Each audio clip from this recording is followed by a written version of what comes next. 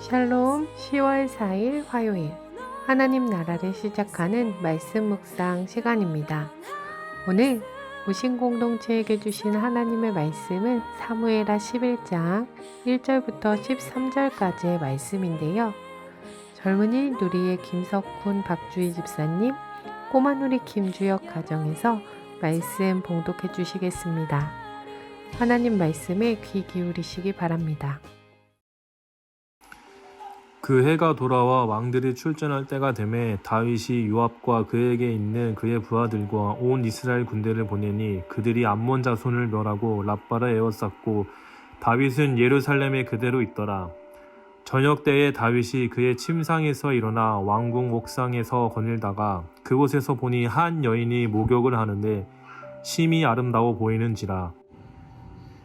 다윗이 사람을 보내 그 여인을 알아보게 하였더니 그가 아뢰되 그는 엘리암의 딸이요 햇사람 우리아의 아내 밧세바가 아니니까 아니.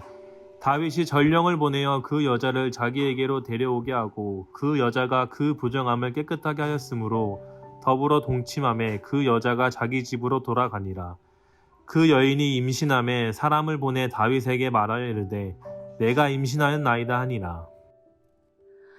다윗이 요압에게 기별하여 헷 사람 우리아를 내게 보내라 하매 요압이 우리아를 다윗에게로 보내니 우리아가 다윗에게 이르매 다윗이 요압의 안부와 군사의 안부와 싸움이 어떠했는지를 묻고 그가 또 우리아에게 이르되 내 집으로 내려가서 발을 씻으라 하니 우리아가 왕궁에서 나가매 왕의 음식물이 뒤따라 가니라.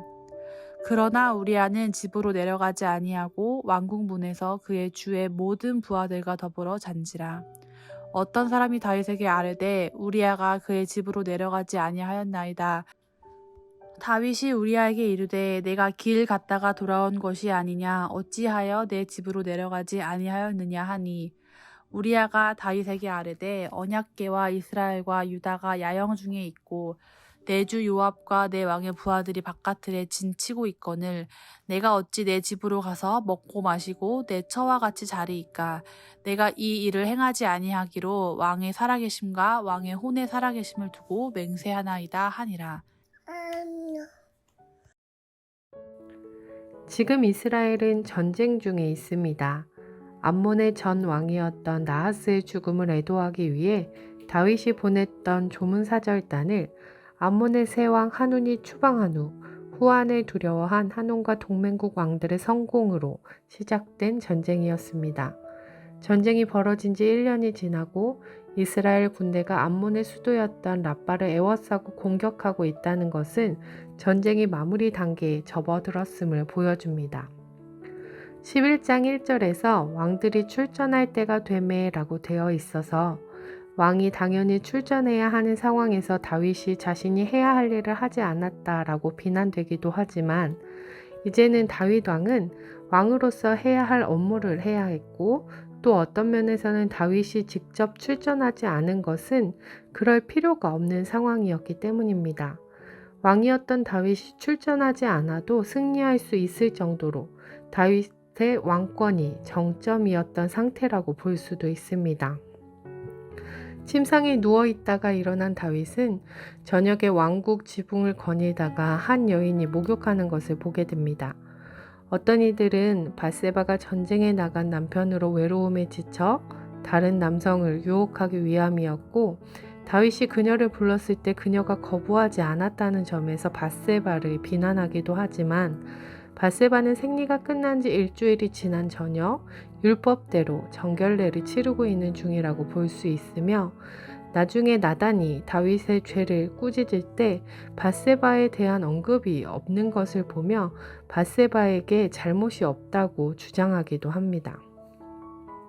중요한 것은 하나님 없이는 아무것도 할 수 없는 존재라고 고백하며 언제나 하나님께 물어보고 하나님의 공의와 정의를 행하며 가는 곳마다 여호와께서 함께 하심으로 승리하였던 다윗 왕이 가장 평안한 때, 자신의 권력이 정점에 있을 때 하나님 앞에서가 아닌 자신의 마음대로 행동하며 죄를 지었다는 사실입니다. 오늘 본문에서 많이 나오는 단어는 보내다입니다. 1절 다윗은 이스라엘 군대를 보냈습니다. 3절 다윗이 사람을 보내 그 여인에 대해 알아보게 했습니다. 4절, 전령을 보내 그 여자를 자기에게로 데려오게 하였습니다. 6절, 햇사람 우리야를 내게 보내라 말했습니다. 12절, 다윗이 우리야에게 이르되 오늘도 여기 있으나 내일은 내가 보내리라. 다윗은 권력의 정점에 있었습니다. 자신의 말 한마디에 군대가 나가서 전쟁을 하고 자신의 말 한마디에 자신이 마음에 든 여인에 대해서 알아보고 그 여인을 데려오게도 할 수 있었습니다. 자신의 말 한마디에 자신의 죄를 덮을 기회를 얻기도 합니다. 신학자들은 모든 죄의 근원을 스스로 신이 돼 자신의 삶뿐 아니라 다른 사람의 삶도 마음대로 하려는 죄성에서 비롯된다고 말합니다.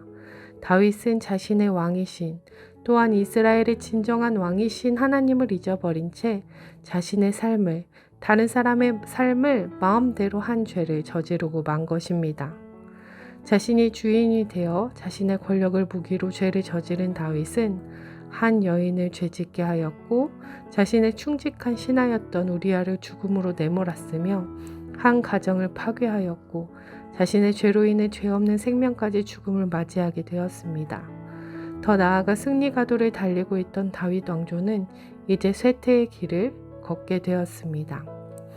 다윗의 범죄는 성적인 죄였지만 자신의 권력을 이용해 약한 자에게 죄를 저지른 것이었으며 진정한 주인이신 하나님을 잊어버리고 자신이 주인이 되어 살았던 죄입니다. 우리는 우리에게 주어진 작은 권력들을 휘두르며 내가 주인인 것처럼 느껴집니다. 세습으로 인해 논란의 중심에 서 있는 교회들도 또한 성적인 범죄로 세간을 떠들썩하게 하는 사역자들도 하나님이 아닌 자신이 주인이 되었다는 착각에 빠져 저지르는 죄입니다. 내 삶의 주인은 하나님이십니다. 오늘 하루도 이 고백이 우리 삶 가운데 행해지며 우리 삶의 자리에서 하나님께서 주인 되시는 삶을 살아가는 높은 뜻 우신 공동체 되길 소망합니다. 기도하겠습니다. 사랑의 하나님, 우리 삶의 주인은 하나님이십니다. 내가 내 삶의 주인이 되어 죄를 저지르는 어리석음을 범치 않게 하옵소서. 언제나 우리와 함께 하시는 하나님을 바라보며 살아가게 하옵소서. 코람데오, 여호와 앞에서 행하며 사는 우신 공동체 되게 하옵소서. 감사드리며 예수님 이름으로 기도드립니다. 아멘. 말씀을 기억하며 기도의 자리로 나아가겠습니다.